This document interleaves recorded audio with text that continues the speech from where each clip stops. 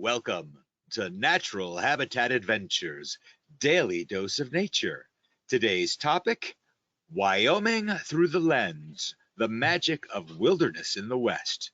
Presented by NatHab Expedition Leader, Arthur Lefo. I'm your host, Rob Mess. Thank you all so much for being here today. Over to you, Arthur.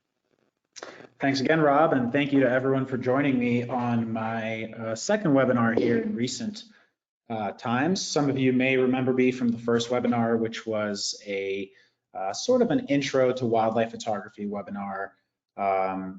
As many of you may have found out, and for those of you who don't know, I spend a good portion of my year, every year, in Wyoming, leading expeditions out there, mostly in the fall, winter, and spring. But I did live out in Wyoming for a few years, so I wanted to give you all some insight into sort of a year in Wyoming, right?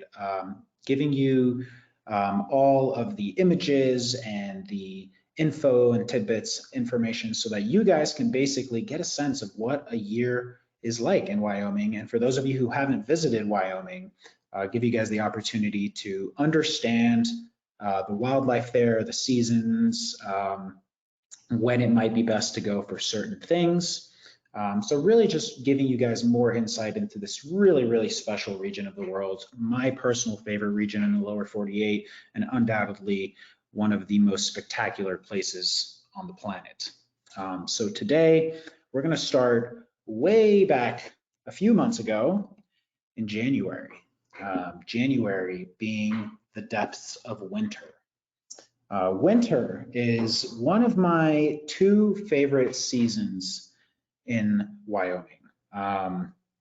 First things first, as you can tell from this image, it is absolutely a winter wonderland. The landscapes of Yellowstone and Grand Teton National Parks are completely covered in snow, and not just a little bit of snow, I'm talking blankets of snow, which makes for really, really fascinating landscapes and fascinating foregrounds and backgrounds alike for those of you who are into wildlife photography to capture really interesting portraits of wildlife. So we begin in January in the depths of winter, where there is seemingly, at a quick glance, very little life, although that couldn't be further from the truth. So when we think of winter, there's two sides of winter, and I think that one of the most interesting things about winter in Wyoming is really the dichotomy between how prey and predators both relate to this very, very extreme time of year. Extreme weather is the norm in Wyoming in the winter. Having lived there a couple of winters myself, I've seen temperatures on my car read as low as -43 degrees, and that's without wind chill. So we are used to dealing with extreme weather, as are these animals, but that really has a huge impact on these animals' lives and potential for survival. So when it comes to prey, and when I speak about prey in this case, I'm talking about mostly ungulates, right? Smaller species that are vulnerable, as well as larger mammals that are also vulnerable depending on the conditions. Why are animals like moose, like elk, like bison more vulnerable in the winter? Well, first things first, limited vegetation. So these animals are in a constant battle for getting a positive intake of calories, right? So getting enough calories in the food that they eat on a daily basis to outweigh just enough how many calories they're losing by trudging through deep, challenging snow, which can obviously make traveling and getting to these food sources much more tiresome, making them much more vulnerable to predators, which we'll get into here in a bit. So for prey, it's really this constant battle. It's the time of year that they're the most vulnerable to both disease, predation, starvation, freezing to death. A minor injury like a broken leg can often be fatal. So it is a really, really fascinating time to witness these animals really just push through and strive to survive. As I mentioned, bison, which are probably the best adapted animals in the greater Yellowstone ecosystem, which FYI, I'll refer to Grand Teton and Yellowstone as the greater Yellowstone ecosystem, although this encompasses wilderness areas outside the parks as well. But generally, we refer to this region by this name because it does, in fact, encompass one big ecosystem that all these animals share and kind of mingle in between all these parks, right? No physical borders for these animals. But nonetheless, bison are extremely well adapted. For those of you who may have visited Yellowstone, you may see bison everywhere. Whether it's the summer or the winter, bison are ever present across these parks because they, again, have adapted really well using their herd mentality, both of which elk and moose might not have as much of, and using their really large heads to sort of romp through the snow and shake them back and forth and create holes in which they can access vegetation. Their coats are also extremely well insulated, so they're extremely well adapted just on a biological level to survive these temperatures.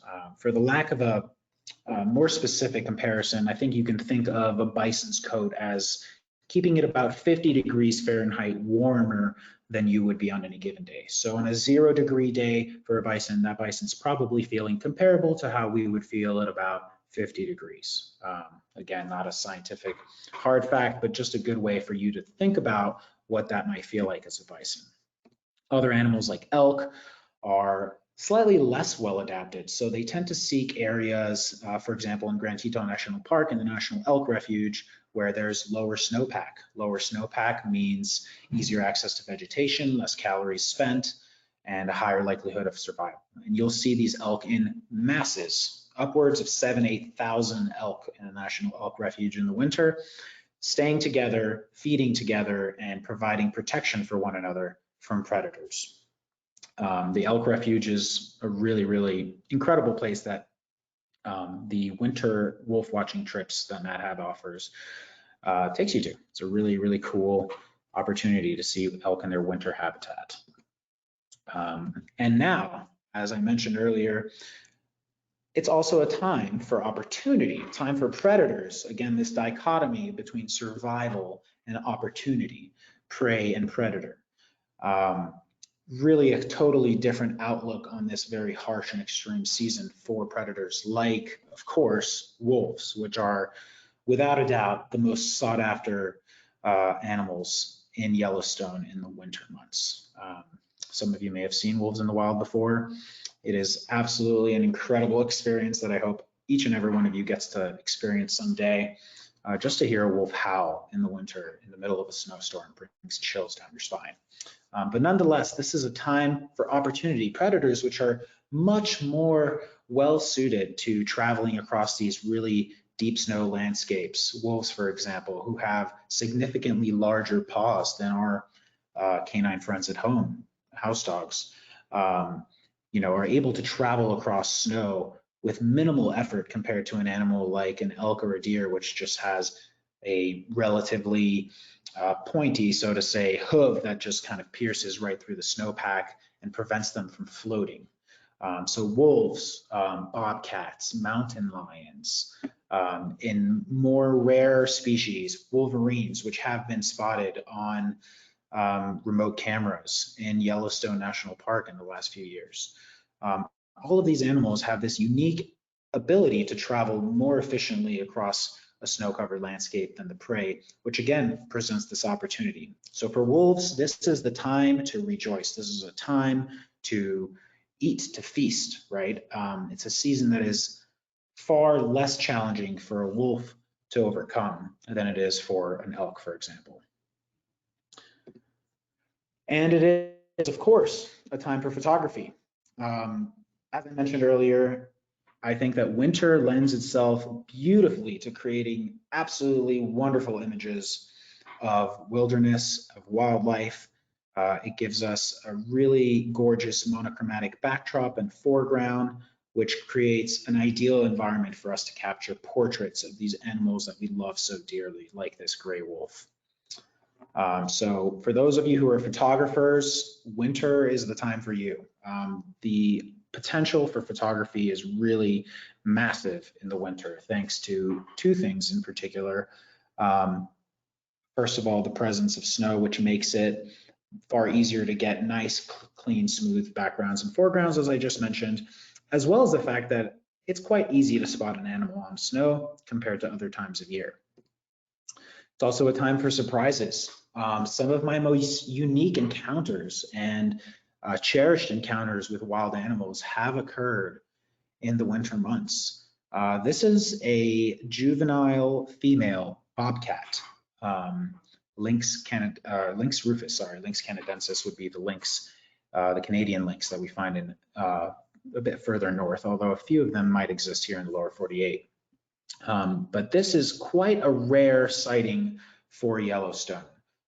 Again, because in the winter we have the ability to see much more easily and we don't have interfering vegetation and sagebrush, namely, which is essentially a small bush anywhere from 1 to 3 feet tall that pretty much predominates the entire landscape in the greater Yellowstone ecosystem.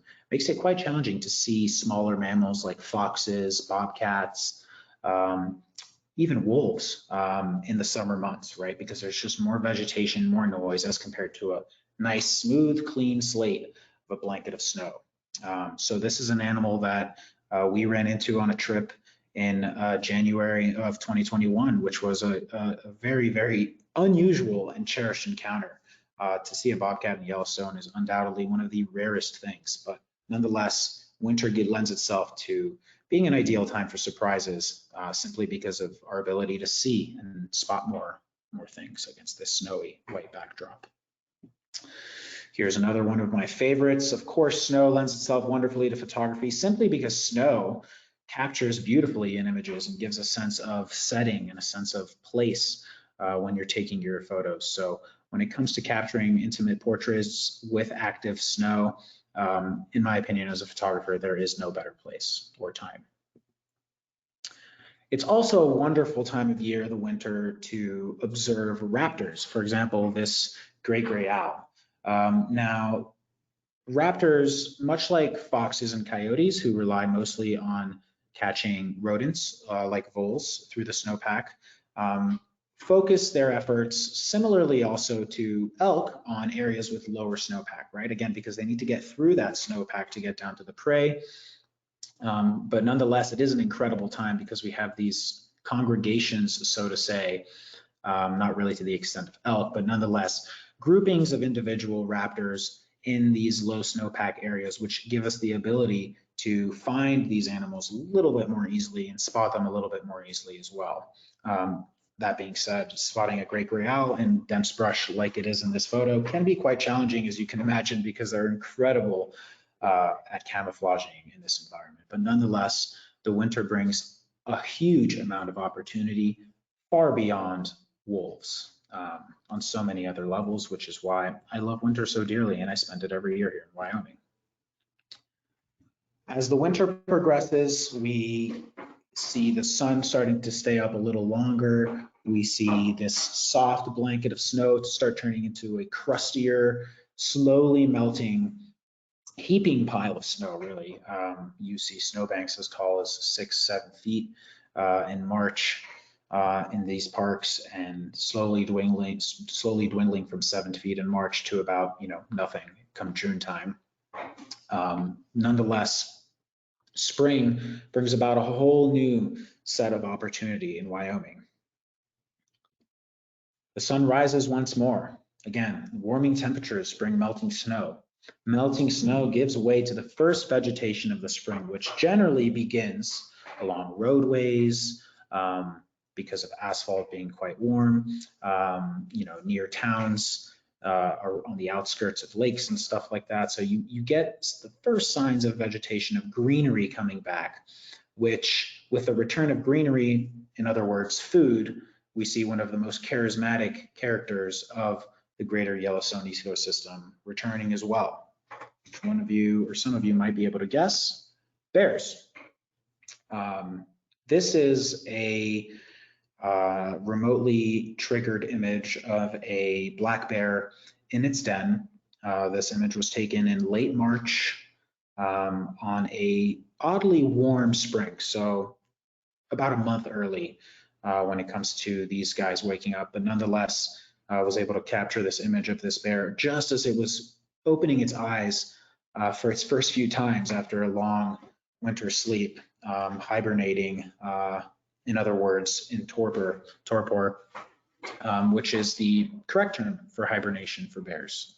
Bears, unlike many people believe, actually don't sleep through the whole winter. Bears kind of fall in and out of sleep, reposition, kind of like a dog, if you will, how a dog will nap for a bit in one position and switch positions, walk around, spin around, dig a little and get back into its position. So bears will wake up throughout the winter a few times. They're not entirely dormant, so they're not true hibernators, so to say. However, they don't eat, they don't drink, and they don't defecate or urinate the entirety of the winter. So when they're getting ready to come out, come springtime, of course, they're looking a little meager. Some bears have skin conditions, as this one does, which cause it to lose hair. But nonetheless, as this vegetation and the food returns, the bears now have a reason to come back out of hibernation, out of this preservation of their own calories and body fat, to begin packing on those calories once more in the endless cycle of preparing for the next winter ahead. So as bears begin to wake up, the first bears we start to see in the greater Yellowstone ecosystem are brown bears, grizzlies, which are the same species. Grizzlies is simply an inland term, so to say, that we use in North America specifically, whereas we call bears on the coast brown bears, as we do in Alaska. Everywhere else on Earth, they are brown bears. So brown bears begin to rise first.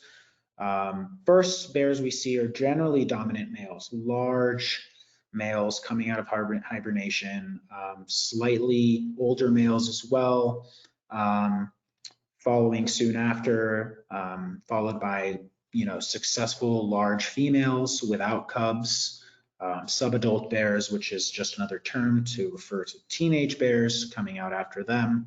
And last but not least, last bears we see coming out of the den are females with cubs. And that's because the cubs are born in the den in January at the beginning of the year, after a little bit more than a 2-month gestation period. These bear cubs are nursing in the den, gaining as much energy and strength from their mother as they can until they and their mother have the courage to leave the den and take on the daunting outside world on their own. And so this order of males, or dominant males, to males and females without cubs, to females with cubs, or cubs of the year, as we call them, koi, in the lower 48, is the same pattern that black bears experience. However, black bears tend to come out just a little bit later. Same applies on the flip side when we will get down to the fall, where black bears have a tendency to stay out a little bit less time before the winter. So black bears will go into hibernation sometime in, early November.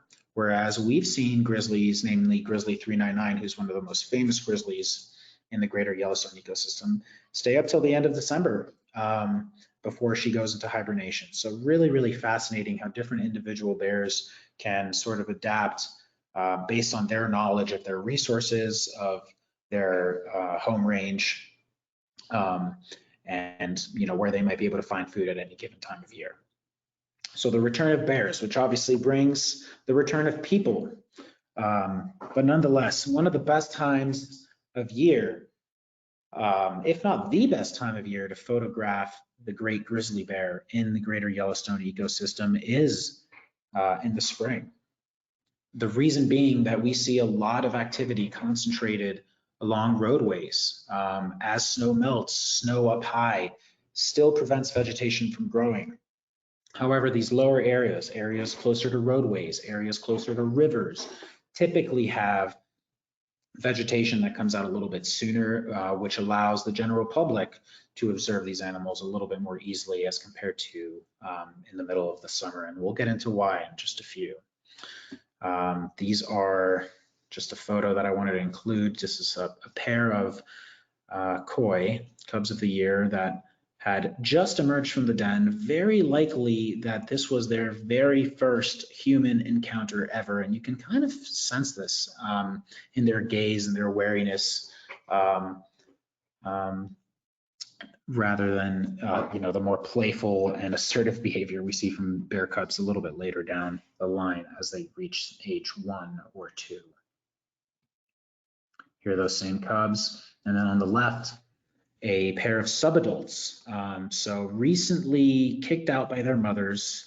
Subadults can sometimes hang out together for several months, even as much as a couple years before they finally part ways with their sibling and take on the world of bears on their own. But before they do that, there's this learning period, which I guess is exemplified quite nicely by this image where subadults tend to hang out with one another, spar with one another, sort of practice for the life ahead of themselves while they're still in the company of their siblings. Again, May and June, the most productive months for bear viewing in the GYE, Greater Yellowstone ecosystems. Females with cubs seek food and safety, and that limited vegetation due to snowmelt makes it a little bit easier for us to observe bears. On top of the fact that calving season is just around the corner, bison have actually started to calve, and elk and moose are also starting to calve at this time of year, which means that another significant feeding opportunity for bears, one of the 2 biggest feeding opportunities for bears of the year, is just around the corner. Calving season, as I mentioned, bison give birth to their young, as do elk, moose, and all the deer species that call this region home. And this is one first good opportunity, sorry, that's a typo, one first good opportunity for predators to get a significant source of protein into their bellies, so to say.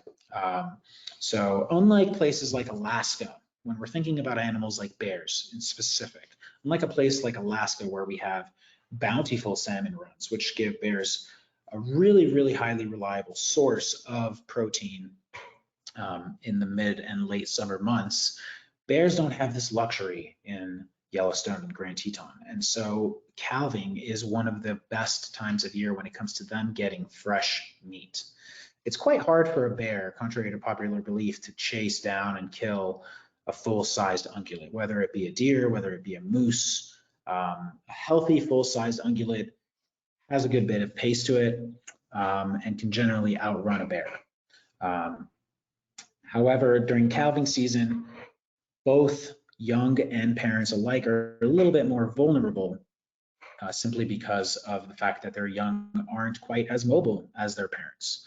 So for bison, this is a huge opportunity for bears. For elk, as many as 50% of elk calves, depending on the region of Yellowstone, are eaten by bears, preyed on by bears. Moose and deer also have very, very frail young, particularly moose, which have, if you've ever seen a baby moose, quite awkward ways of walking about and generally not the most swift, so to say. So these are great. This is a great time for predators to sort of stock up on some calories because as the summer moves on and these young get older, generally bears start looking for food in other places. Wolves in the summer also change their behaviors a little bit, which I'll go into here in the next few slides. But nonetheless, calving season, in addition to the fact that snow is melting and vegetation is blooming in so many areas close to roadways where we oftentimes watch wildlife, makes this an ideal time of year to be visiting these parks for wildlife. As summer begins to roll around, we see a lot of changes in the wilderness. I guess I'll start with wolves. Wolves in the winter are relatively active throughout the day and night alike. More so in the day, you could even say, or at least in the earlier parts of the day. However, with the return of summer, a lot's changing in the park. We have waves of tourism coming back into the park. So animals are adapting their behaviors first and foremost according to humans. But secondly, and most importantly, wolves are adapting their behaviors to the heat of the day. So as the heat of the day settles in, wolves seek shelter, they seek shade, they seek refuge. So oftentimes in the summer, the best time of day to see animals like wolves is really, really early in the morning and really late in the evening, which makes it challenging to get good photos of them. So wolves begin to sort of retreat into their summer ways where they're active mostly at night, not so much during the day when they're generally bedded down and taking a nap. And this also affects many, many other species. So as summer settles in, it's a time for the alpine. Ungulates like moose and elk begin to move up. Moose, as compared to their bison counterparts, which have about a 50-degree temperature sensing difference, so to say, as we do, moose have about a 30 to 40 degree difference of sensibility to temperature, so to say, than we do. So on a 30-degree day, a moose might be, well, 70, 80 degrees, or 70 degrees, sorry. All that to say that it gets quite hot quite quick for an animal like a moose down in the valley of, say, Grand Teton National Park, where temperatures frequently get up into the 80s. So animals like moose, like elk, start moving higher up. As they move higher up, the valley sort of empties out, which makes the summer sometimes, depending on where you are, a bit of a slower time for some animal species and a bit more productive for others. Bears follow the melting snow line.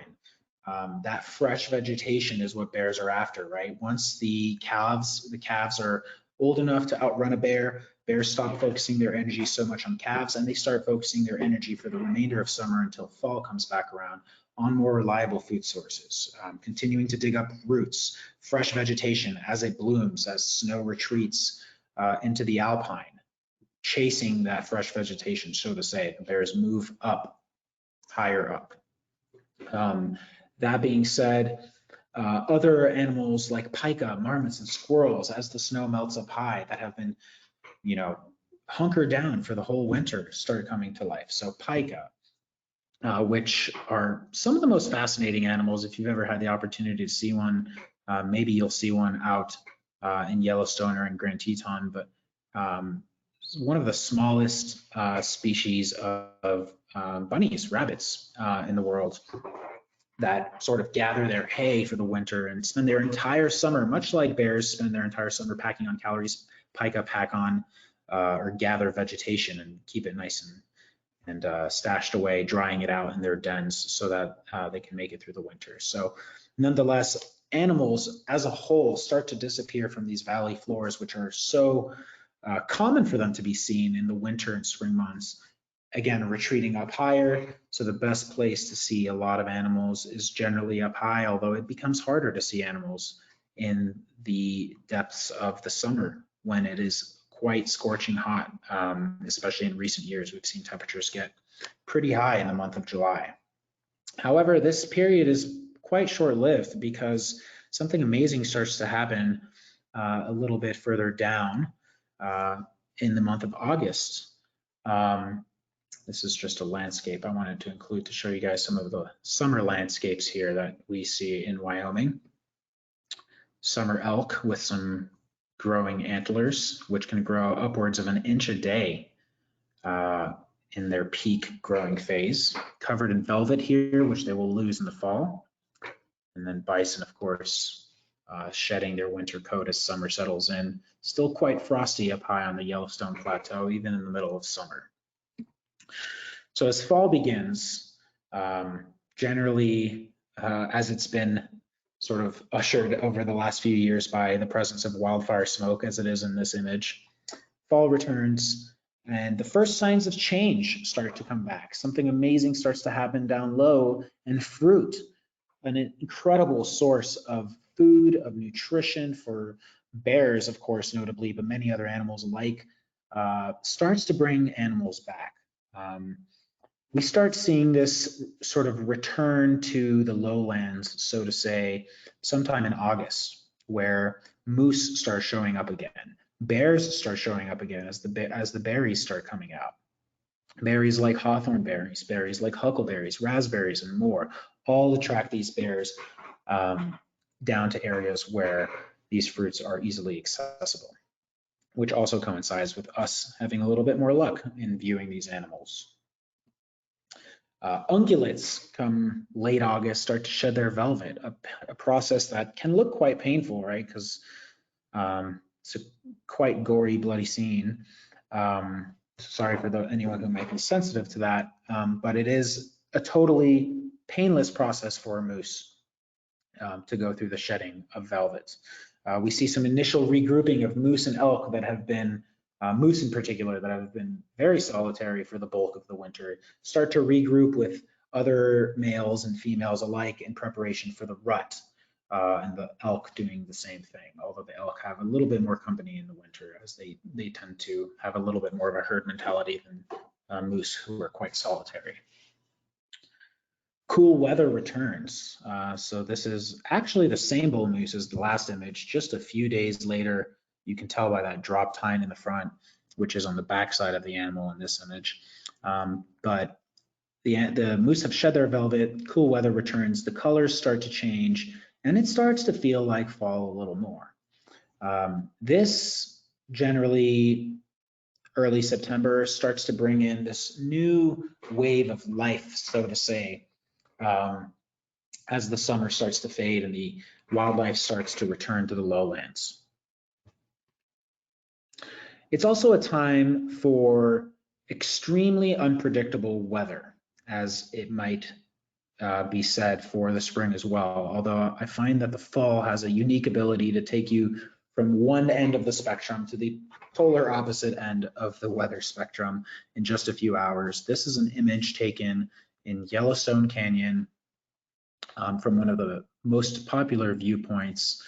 And 24 hours later, this is what this place looked like. Completely different. You would imagine that these images were taken weeks, if not months apart. However, it might even be less than 24 hours. And that is how quickly weather can change in the fall. The fall is a special time because you can, as I was been suggesting, get to experience pretty much every season in just a few hours, which makes it yet another great time of year to visit the greater Yellowstone ecosystem, because we are blessed by snow, blessed by warm afternoons some days, blessed by fall colors. So you can really get a huge variety of imagery in the fall, which makes it my personal favorite time of year overall, whether it comes to animals or landscapes alike, to photograph this absolutely magical region. As the colors begin to change, we get this explosion of color, which brings about a huge upsurge, coincidentally, in wildlife as well. The fall, again, being one of my favorite times to spend time in Wyoming because of this. Bears, in this case, still in hawthorn bushes, start picking around the last few berries that are left on the bushes, right? What was once a ripe berry bush where bears would only have their pickings at the healthiest looking berries, we see these same animals coming back for round two, so to say, picking up berries that have been a little bit, berries that are a little bit older off the branches, berries that might not be as tasty to bears, many of which aren't edible to us, but bears love. So we have this explosion of color, return of wildlife to the lowlands. This is a bull moose in a marshy area, which they can commonly be found in the fall months. He was actually in pursuit of a female in this case. You can see his focus was pretty set on the female that was just recently had walked by us, and this moose that continued on. Also an incredible time for light. Another reason why I love Wyoming in the fall is that the light, that harsh summer light where we generally have bluebird days, really harsh light for the majority of the day with those 14, 15-hour long days, starts to fade into that softer fall light, a bit more of winter's flavor. You start getting some dustings on the peaks, as is the case in the background here, which makes it yet again another reason why this region is so incredible to visit in the fall months. Again, our ungulate friends, which have gone through quite the journey, right? They've started off the year struggling for survival. then giving birth to their young, struggling for the survival of their young against the ever-present bear population in the Yellowstone ecosystem. Now going into another key part of their year, the rut, which is essentially another word for the mating season, right? So you start seeing big bull moose like these two start hanging out with one another, something you don't really see too commonly outside of the rut. You start seeing elk regrouping. You start seeing many ungulates exhibiting this really unique biological response called the Flehmen response, where they lift their upper lip as they tilt their heads back to sense the pheromones in the air that females may have left in their urine or as they were walking by recently. So males using their Flehmen response to get a sense of when a female might be in estrus and ready to mate. So really, really fascinating time of year to just observe wildlife behavior, to see animals do things that are essential to their survival, in this case, reproducing. The elk rut, as I mentioned, is another highlight of the fall. Without a doubt, the best time of year to photograph elk and moose alike, I should say, is the fall. So if you're looking to get photos of these guys, I think the fall is really a special time to do so because they're active, they're in pursuit of females. Elk, for one, are bugling, which is another word for the ear-piercing calls that they let out, which oftentimes echo through the woods and send chills down visitor spines as they wonder what the hell they just heard was. But you know, it's a really, really incredible time to be out here photographing elk, photographing moose, watching them do their things. In the case of elk, you have generally a large bull in charge of a group of females, so to say, and then you have some what we call satellite bulls sort of revolving around waiting for their chance to maybe have a shot at a female, which creates really incredible dynamics and tension and drama sometimes within the herd. So nonetheless, all that to say that between moose, elk, and bears, the fall is really such a special time to spend time in Wyoming and observe these animals. And then, of course, other animals alike always pop up. That's part of the magic of Wyoming, is the fact that you can see anything at any time, anywhere. Like this little fox, which we happened upon just curled up taking a little nap on the side of the road, a random dirt road in Grand Teton National Park. Nonetheless, a really special time of year. Also a really special time of year for landscape photography. Again, because we have the return of this soft light, we have the return of stormy weather, right? Dustings of snow on the peaks, as I mentioned earlier, which creates this really dramatic, spectacular light displays, which give us the opportunity to capture some really, really unique landscape imagery with depth, with these clouds hanging over the peaks and the darkness of the shadows in the foreground. The variety of scenes, wildlife, and landscapes that you experience in the fall is unmatched. It is the most diverse time of year to be in the greater Yellowstone ecosystem, in my opinion. And as I mentioned, the winter is just around the corner. The winter is never far behind here in Wyoming. This again was a photo taken just a few hours, less than 24, between a sunny day and what looks like a blizzard. Yet these moose in peak rut behavior, sparring with one another with a female lubing not too far behind, just comes to show once again the diversity of the seasons that we can experience here in the fall. So from the winter, where we have an incredible display of survival and predation on display, to the spring, where we see new life, where we see the return of bears, where we see a lot of behaviors start to change in animals as they sort of catch a breath of fresh air, so to say, especially the ungulates from the harshness of winter, and begin to head back up into lush alpine valleys, to the fall, where fruits and vegetation bring animals back down, cooler weather, And hormonal changes in ungulates like moose and elk allow them to come back down as well and start to get back into the groove, so to say. Gives way eventually to winter, which is never too far behind. It can snow 10 months out of the year here in Wyoming. And so we return to winter, where in December we have one last rut, the rut for the bighorn sheep, which is when this image was captured, which sort of is our last hurrah of the season. As the bears start to disappear one by one, you see less and less bears in November and December. Moose start to become more solitary again, eventually shedding their antlers and dropping them to regrow them again in the spring. We are left once again with a blanket of snow and a beautiful world of white before the cycle returns and continues again year after year.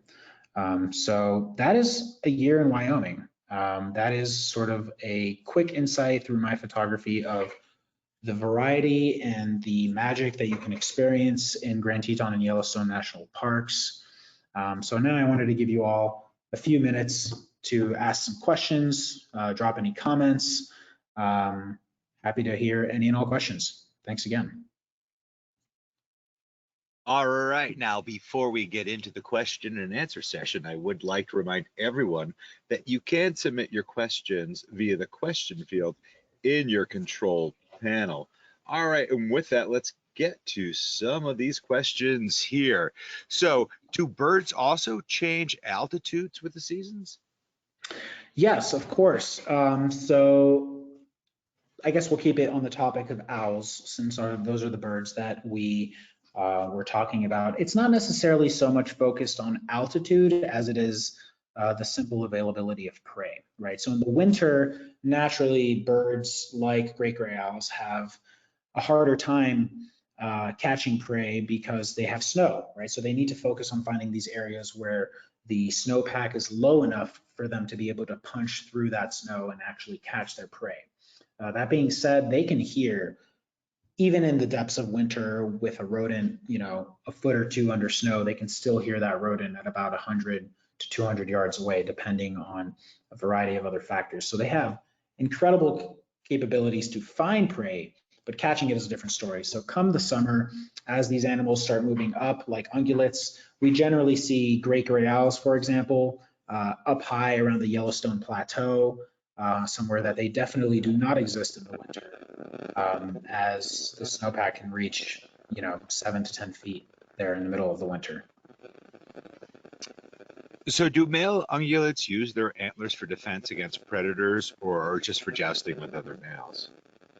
Absolutely, yeah. Antlers are a fantastic form of defense for ungulates because, frankly, they don't really have much else. I mean, they have hooves, which are also very effective. I think the most effective defense that antlers and hooves have is against wolves, right? Which are far smaller animals than an animal like a full-grown male grizzly bear. So they're pretty effective at deterring a couple of wolves, I should say, right? Once you get into a whole pack, it's a different challenge for survival when it comes to being an ungulate, but they are very, very effective tools for defense against any and all predators. Great, thank you for that. So, do you have any tips on how to best take pictures of a moose between position or advised distances, something like that? Yeah, absolutely. So moose photography is one of my 3 favorite types of photography. I think that the first mistake that people make when they're photographing moose, especially when you're getting really up close and personal to the moose when it comes to zooming in, is using an aperture that's too low. So as wildlife photographers, we tend to keep our apertures relatively low because this allows us to have that smoother bokeh, smoother background. However, when you're photographing an animal like a moose, you might want to have your aperture set somewhere around 5.6 because those antlers have quite a range of depth of field themselves. So capturing all the detail in the antlers, I tend to use a slightly higher aperture for moose and elk than I do for, say, a bear, because I want to get the detail in those antlers. It's such a fascinating part of the animal. When it comes to distance, the recommended distance for any ungulate. Recommended safe distance in the parks is 25 yards. That being said, moose are unpredictable animals, far more unpredictable than many other animals like bears and wolves. And it's always safe to keep a healthy distance. So 25 in my mind is a bare minimum. So use a nice long lens if you want to get closer to the animal. That's always a great strategy. And also keep your cameras on burst modes. Why? Because these moments, like it is the case in this image of split seconds where you have perfect eye contact with an animal, are really, really fleeting moments and make the difference between a good and a great shot. So by keeping your camera on burst modes, even with an animal like the moose that you might be less tempted to do so with because they move slowly, for the most part, I think it's smart to keep your camera on burst mode. That way you can, as an animal swings its head around from left to right, for example, you can capture its eyes right as it looks at you rather than constantly chasing that shot. So those are just a few tips. But if you're looking for more tips for wildlife photography similar to those I just gave, go ahead and find my last webinar, which has a bunch more. Great, thank you for that. So what can someone do when they're confronted by, say, a moose or some of the animals while you're out there on foot in the Wyoming wilderness? Well, first things first, it really depends on the animal, right? So encountering a moose is completely different than encountering a grizzly bear, which is also pretty different than encountering, a black bear, for example, and definitely very different than encountering a wolf. When it comes to moose, I think it's just good to understand what you're dealing with, regardless of the animal. Moose, for example, have pretty poor eyesight, so they rely on their sense of hearing quite a bit. They oftentimes are quite nervous when they hear things like branches cracking and they're in a densely wooded area and they can't really see. So I think with moose, it's always best to let it know that you're there, as is the case with many animals. Announce your presence, let it know that you're just human, and give it space. I think that's the number one thing with moose is just give it space. Don't get too close to it. Moose can be very unpredictable. Having trees around you is never a bad idea in the event that a moose did ever charge. And in the event that a moose ever does charge, which hopefully never happens to any of you, the best thing to do is either to find cover, in other words, behind a tree or something, or simply to run as fast as you can, which is the exact opposite of what you would want to do if you encountered a grizzly bear, for example. Encountering bears is a very situationally dependent ordeal. Every bear is different. Every bear encounter is different. Factors that can affect how you might manage an encounter include the presence of cubs, the presence of a carcass or a recent kill, whether you're in the open and the bear is far, or if you've just turned a corner on a densely wooded trail and a bear is right around that corner. But generally with bears, it's best to group together. It's extremely unlikely a bear would ever attack a group of 3 or more people. So hiking with friends is always a great idea. Carrying bear spray, of course, as a first means of defense to deter a bear. But if you do encounter a bear as a group, I think it's best to group together, speak to the bear calmly, announcing your presence, letting it know that you're there, and backing away slowly from the situation if the bear seems unbothered. Or standing your ground and escalating your tone a little bit if the bear starts to make an approach to you. That being said, like I mentioned, bears in specific are such a complex, in my mind, there's so many options for how you might want to deal with a bear. And I know that we've had some presentations in the past on how to encounter bears. Recently, I think there was one. So it's a good idea to sharpen up your knowledge on bears specifically when it comes to hiking in the backcountry of Yellowstone. Great, thank you for the advice. So can you tell us what kind of camera that you like to use for these amazing shots that you take? Absolutely. So I exclusively use OM System, formerly known as Olympus. I am sponsored by OM Systems. I shoot exclusively on the OM1, which is their flagship camera. I love that camera, and I use their flagship telephoto lens, the 150 to 400 f4.5 Pro, which gives me a 300 to 800 millimeter field of view at f4.5 on that crop sensor. So if you're a fan of my photos, I highly suggest you check out OM System cameras. They're absolutely amazing. So can you talk about how busy as far as tourist crowds go Mhm. during this season in the fall and the spring? Yeah, absolutely. I think as with any national park, you can think of the busiest season as Memorial Day to Labor Day. However, there's a clear peak around the months of July and August where there's quite a bit of visitation. Um, all national parks have seen increased visitation lately. The quietest time of year is undoubtedly the winter. However, early spring and fall are relatively quiet times of year as a whole and great times to visit these parks. The summer is spectacular for other reasons. You know, you have incredible landscapes, wildflowers, different wildlife that you see along the roads than you would, in the fall or in the spring. So there really is no wrong season to go. But when it comes to tourism, the quietest times of year are fall, winter, and early spring. Great. Thank you for answering that. Unfortunately, that's going to be the last question that we do have time for today. So I'd like to throw it back to you for your closing comments. Absolutely. Um, just wanted to thank again everyone for joining me here. If you guys have any further questions, you can always reach out to me on my Instagram. It's simply at Arthur Lefo. Go back to the first slide here so that you guys can see it. But always happy to chat more through photography questions, questions related to bears, questions related to Wyoming. Again, I spend a huge majority of my time in this incredible region throughout the year. NatHab offers incredible trips that allow you guys to get up close and personal with a lot of the magic that this region calls home. So I hope that you all, for those of you who haven't visited, take it upon yourselves to make it a point to visit this most special region and to experience some of the magic that exists there, because it is undoubtedly a life-changing experience to be out in the wilderness of Wyoming.